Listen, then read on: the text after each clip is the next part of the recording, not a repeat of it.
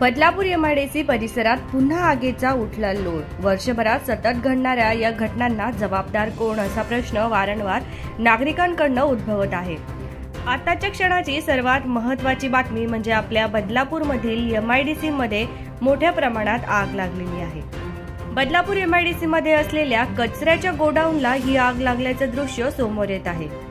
तरी सुद्धा आग जास्त प्रमाणात पसरू नये यासाठी अग्निशमन दलाकडून परिपूर्ण शर्यतीचे प्रयत्न सुरू आहेत। गृहसंकुल इथून अगदी काही हाकेच्या अंतरावर असल्यामुळे आग पसरणार नाही याची परिपूर्ण अशी काळजी घेण्यात येत आहे। तरी सुद्धा बदलापूर शहरामध्ये वारंवार एमआयडीसी मध्ये अशा पद्धतीची आग लागते, त्यामुळे जवळपास राहणाऱ्या नागरिकांमध्ये कुठेतरी भीतीचे वातावरण असते असंच नागरिकांकडून सांगण्यात येत आहे।